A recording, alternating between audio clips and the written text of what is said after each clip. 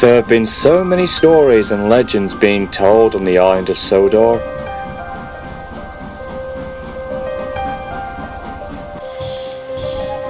Most of them were brought up whenever long periods of fog and mist came, and the engines would bring up these supernatural tales.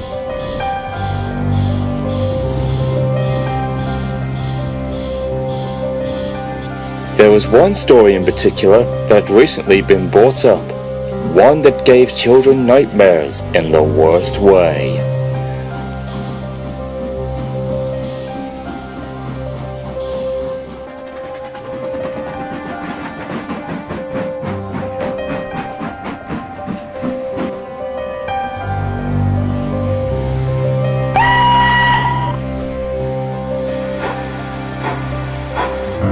Once upon a time, there was an engine who used to work on Sodor, long before Thomas came in 1915.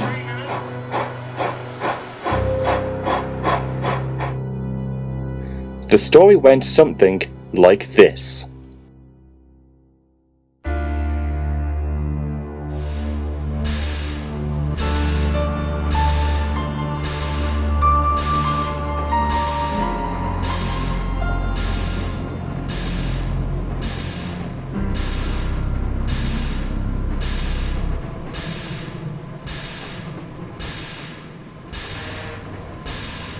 Early one night, there was a steam engine waiting at the docks to take his passengers home.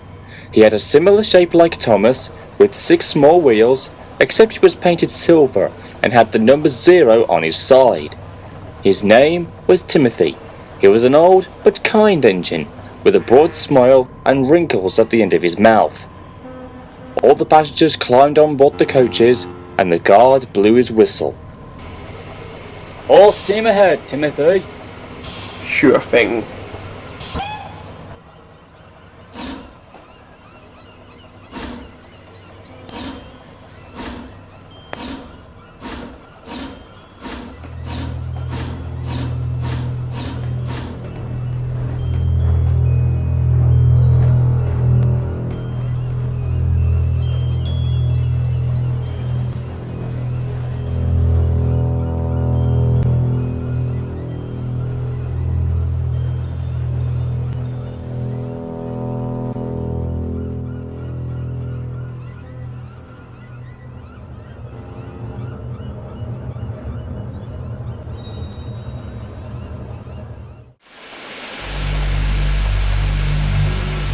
Timothy was soon puffing down the line in the countryside, with the rails humming and the carriages clattering behind him. The moon was full, the signals were down, and the wind was blowing gracefully.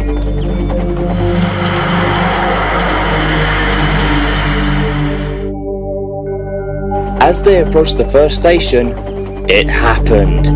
The driver applied the brakes, but Timothy kept on going and shot past the station.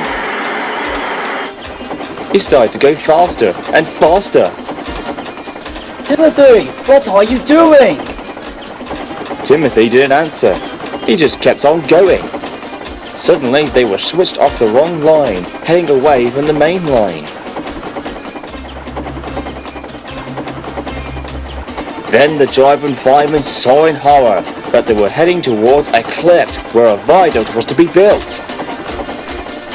"Timothy, don't! You will kill us all!" The driver and firemen scrambled and fiddled with the controls, desperately trying their best to stop him, but it was no use. "I'm gonna send you all to the graveyard!"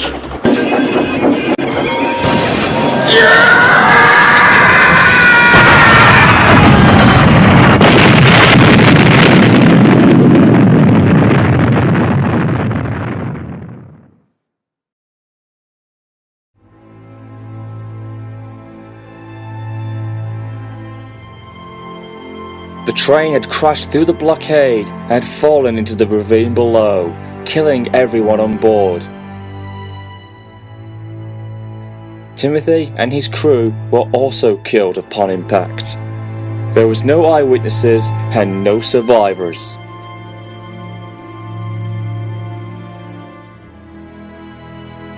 The wreck was found by the workmen the following day, but they couldn't identify who the engine was due to being blown up and charred beyond recognition. When investigators came, they had very little evidence to go on, but the bodies of the driver and fireman were found, and they thought they had tried to save the locomotive and the passengers, but couldn't in time. Investigators ruled it as a normal tragic train accident with mechanical failure to the controls as the cause of the crash.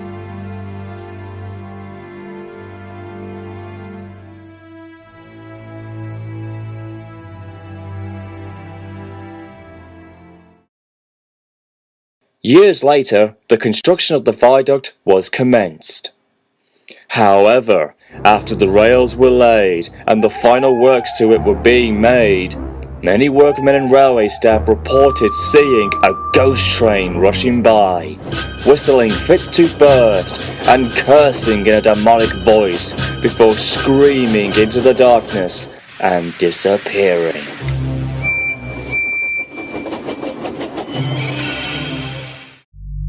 Many witnesses didn't know that it was the ghost of Timothy haunting the viaduct, but nobody really knew whether to believe it or not. But it was, according to those who had heard about the story. And every year, on the date of his suicidal accident, Timothy runs again as a warning to others, plunging into the gap, shrieking like a lost soul.